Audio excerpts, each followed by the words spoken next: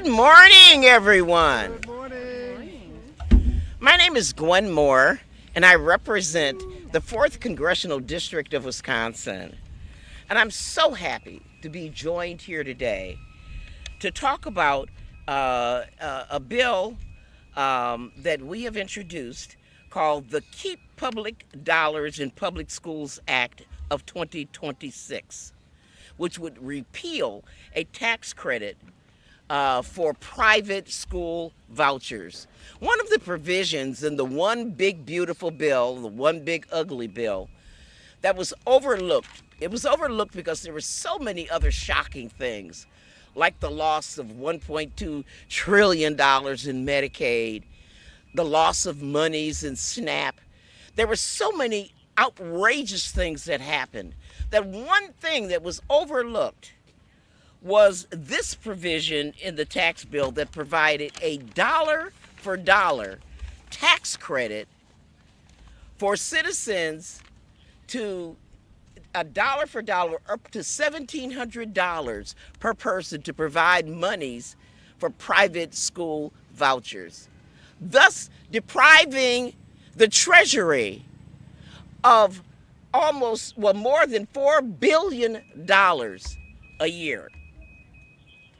That's a voucher scheme by another name. It's also part of 2025, Project 2025, which Trump claimed to know nothing about. Voucher programs, I hail from Wisconsin, as is my colleague Mark Pocan, who's here with me today.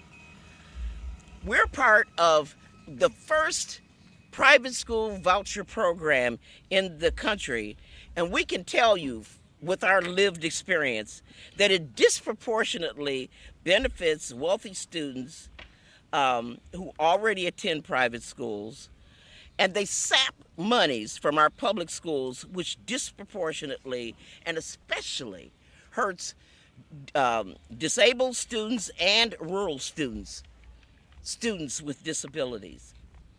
Voucher schemes even worsen the segregation of our schools. And we saw the minute that Brown versus the Board of Education was passed in 1954, we immediately saw these white academies in the South that discriminated against African American attendance.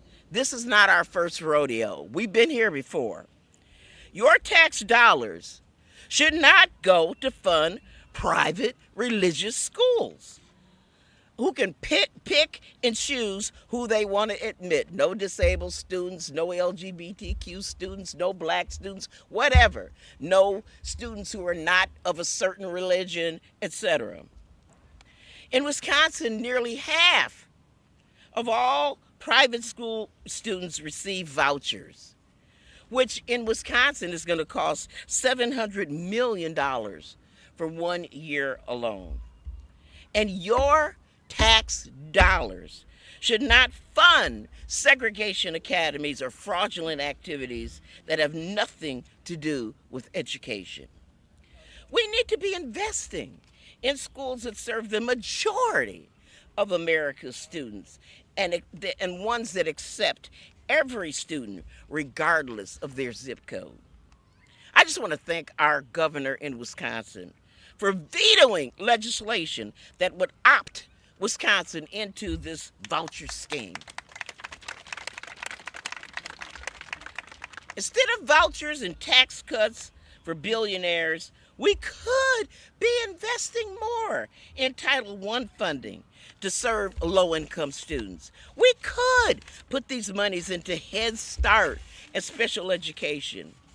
We could be securing universal school meals for our babies and not just gutting SNAP and expanding vouchers.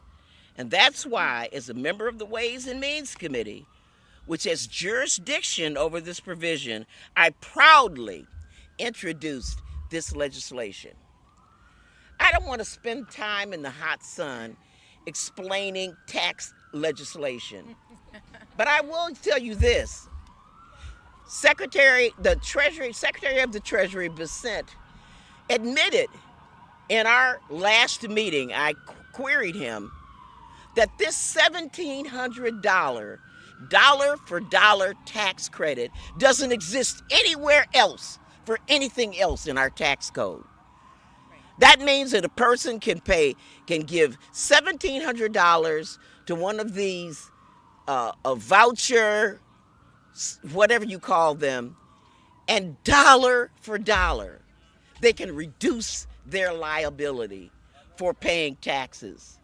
I mean, that no skin in the game whatsoever. They can put it in and not pay any price for it. So we've got to reverse this course and support our public schools and not a national voucher scheme at all. Before I stand back, I just want to say that I'm so delighted to have my colleagues here, and I'm especially grateful to have people all across the spectrum here. We have citizens, as you can see, who support our public schools. My mother was a public school teacher. My daughter is a public school teacher. Two of my siblings who are deceased were public school teachers. My auntie was a public school teacher, and I'm a proud graduate of public schools. And so now, one of the people that I want to introduce here now is ranking member, soon to be hopefully chairman of the Education and Workforce Committee, Representative Bobby Scott from Virginia.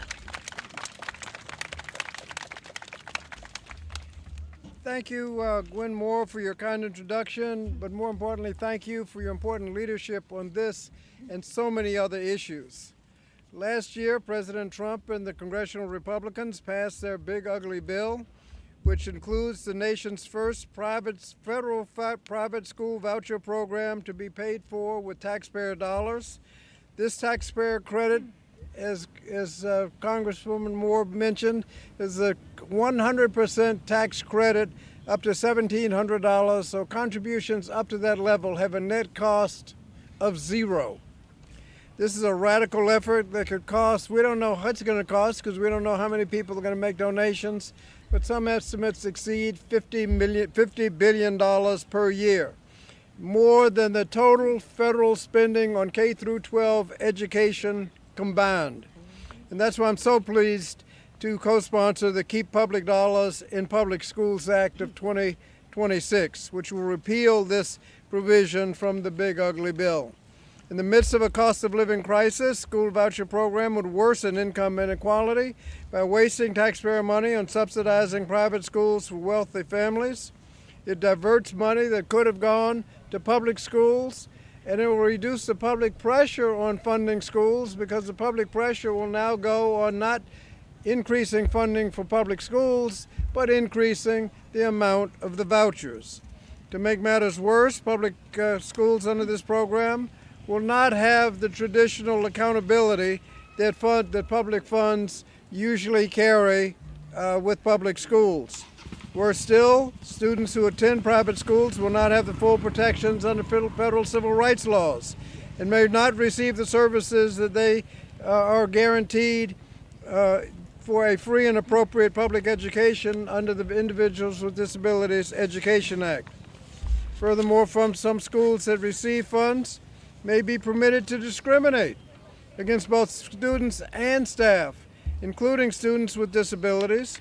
Similar state programs have been shown to increase racial segregation and may hurt rural communities. These programs often benefit those already attending private schools, and there have been reports of misuse of millions of dollars in public funds in those programs. All of this is taking place against the backdrop of this administration's systemic and illegal dismantling of the Department of Education, the evisceration of education research and data, the proposed large cuts to federal investments in education. And there should be no question where this administration and Republicans in Congress stand when it comes to public education. Public tax dollars should support public schools that educate over 90% of American children and serve every child, regardless of income, disability status, religion, sexual orientation, or zip code. At a time when K-12 schools are struggling with aging infrastructure, teacher shortages, and lack of resources, Congress should be investing more in public education, not devising a tax scheme to subsidize private schools that undermine public education.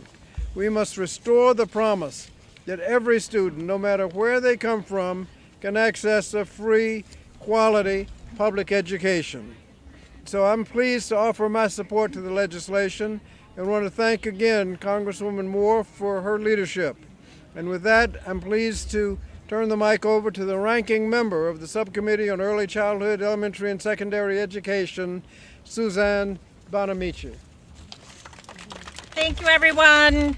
I represent the 1st District in Oregon. I'm a public school graduate, parent, and advocate, and I'm here to say we need to keep public funds in public schools. And I want to thank my fierce colleague, Gwen Moore, of course, Ranking Member Bobby Scott, and all of my colleagues and the advocates who are here today to say public dollars belong in public schools, not in vouchers.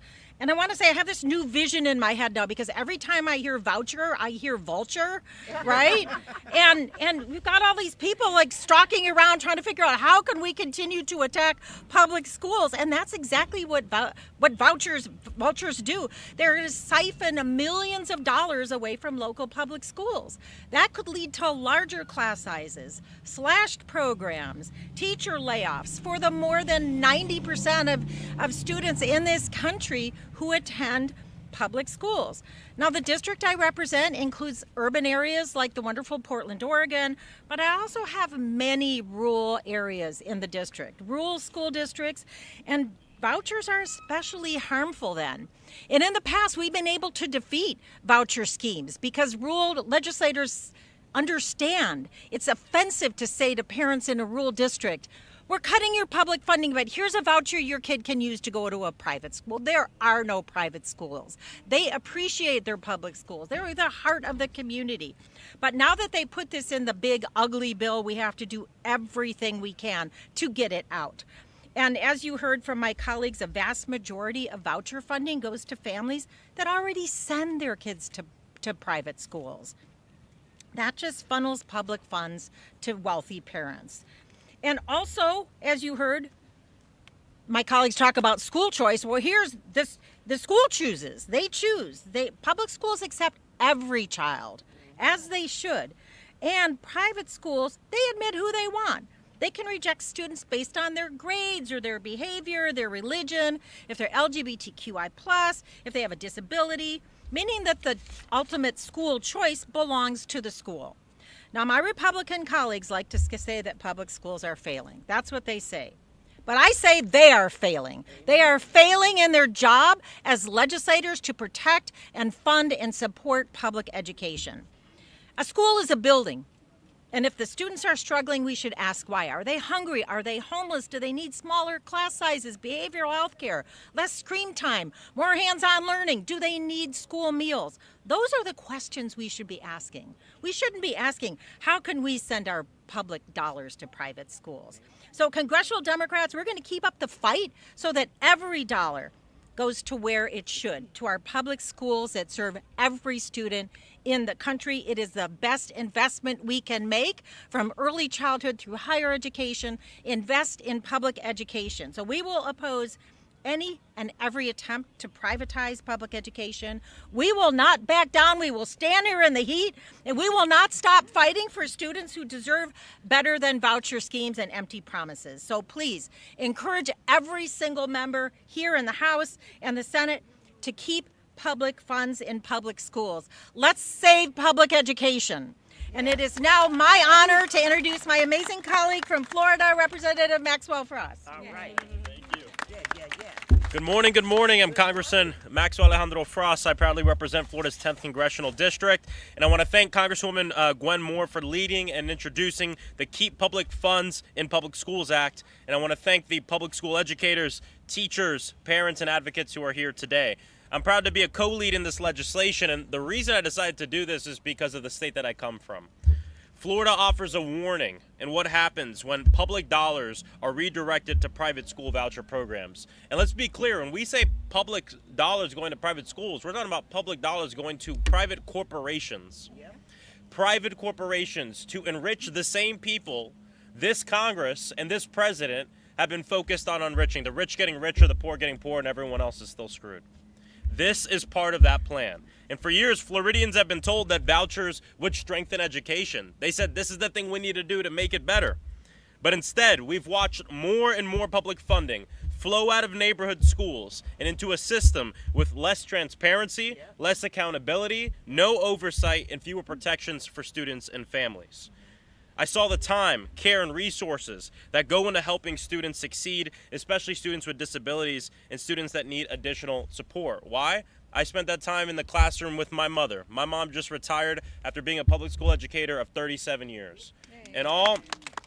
She taught special education for all 37 years. And there was a period of time where she taught at the school I went to, which had its blessings and its curses. But I remember staying up late at night with her in the classroom, watching her not get paid to stay up late and fill out those IEPs. Going to the grocery store and always seeing her pull things off the toy section for her kids. She wasn't talking about us. I wanted the toy too, though. And she always had her students in mind. And the fact that our government wants to take resources from teachers and educators like my mom to give to corporations, I think is disgusting. And Florida offers, I feel like a lot of times I'm looking into the future, being from my state. We export some of the worst ideas, vouchers being one of them. But now in Florida, we have something called Schools of Hope, which I promise you will make its way up here soon. And for those of you who don't know, Schools of Hope is vouchers on steroids. It essentially allows private corporations to occupy public schools and take over their buildings if they have a certain vacancy rate. The public school still has to bus the students, allow the students to be a part of their basketball teams, bands, and everything, but don't get paid for it. This is what they're moving us towards. They want to privatize our public education system and make it so that way it's a privilege of just the few and not the right of all to have education. And we're against that. And it starts here. So I'm just so proud to be a co-lead in this legislation. I appreciate everyone for being here, and I'm proud to bring it over to my badass colleague, Adelita Grijalva. Thank you so much. Thank you.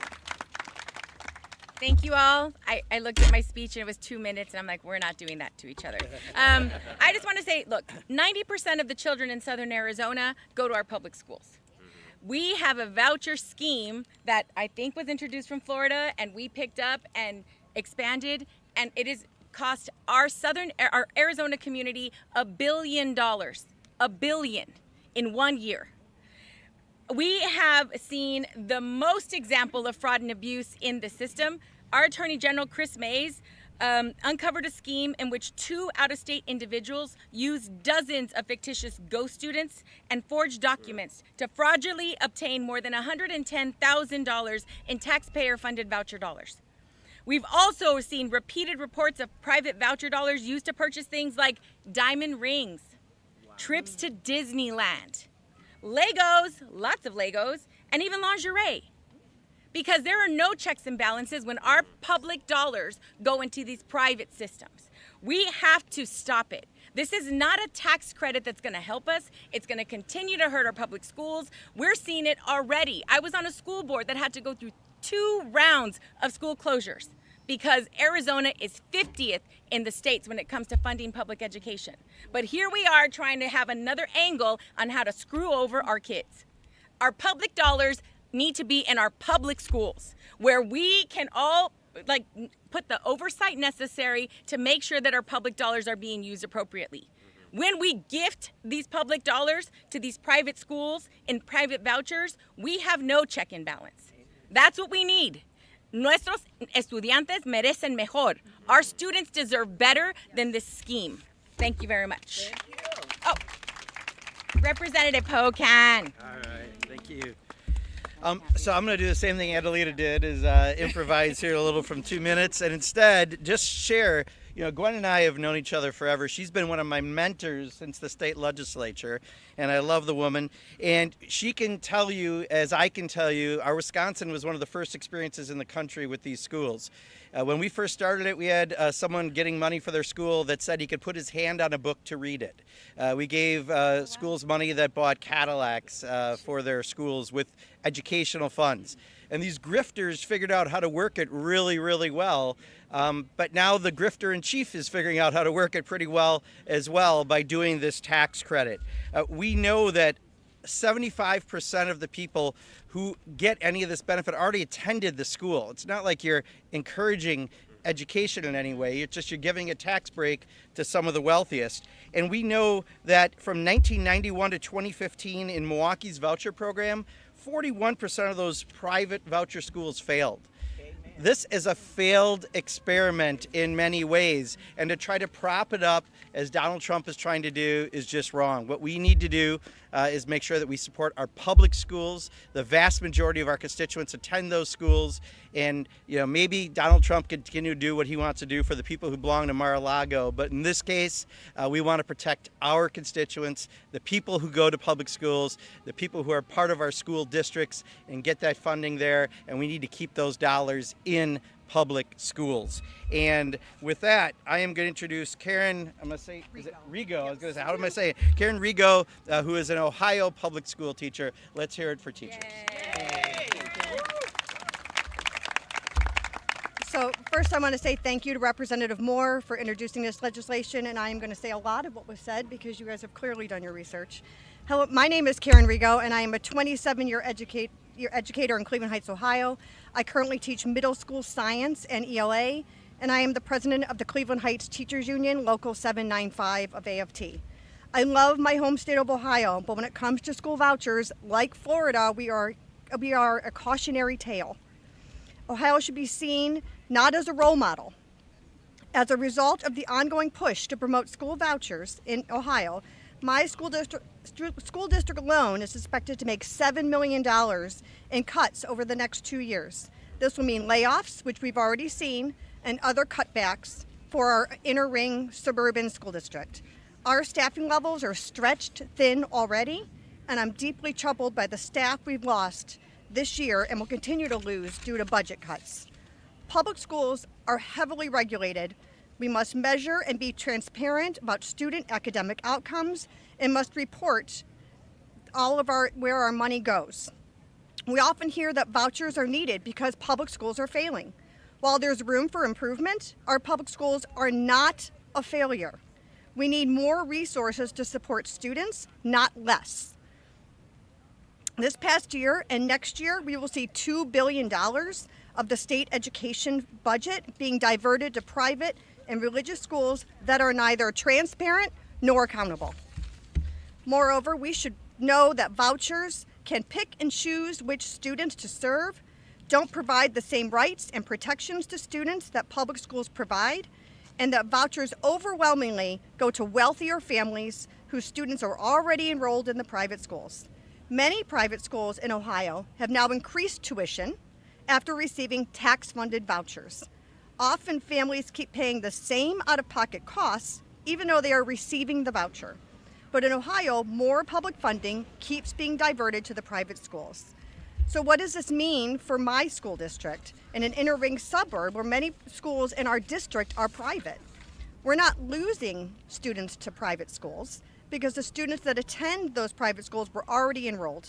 The vast majority never went to a public school, and many come from wealthy families. It just means budget cuts, bigger class size, less things like art and music and other services to students. In some rural areas of Ohio, there are no private schools around the impact. And the impact is very similar on vouchers, meaning funding cuts and less supports for services and students. So they don't even give those students the choice of going anywhere. In districts like Cleveland Heights, University Heights, Ohio's voucher system redirects up to $6,100 for a K-8 student and $8,400 per high school student, where the public school relies primarily on the taxpayers going back to the ballot box to vote time and time again. This structural imbalance places pressure on district budgets, which contributes to staffing and program cuts over time. Our state simply cannot afford to fund two separate school systems any longer. A government voucher that some call a, quote, scholarship for the wealthy few and for the rest of us. And while the funding mechanism for the new federal voucher credit may be different, the point remains the same. This funding would be better used to fully fund our public schools, which 90% of our students already attend. That's why I'm so pleased to be here and support the Keep Funds in Public Schools Act to repeal the voucher tax credit that some estimates may result in more federal funding going to private schools than to public schools. Policymakers should focus on supporting public education, not diverting resources to a secondary, less regulated, less accountable school system. Thank you.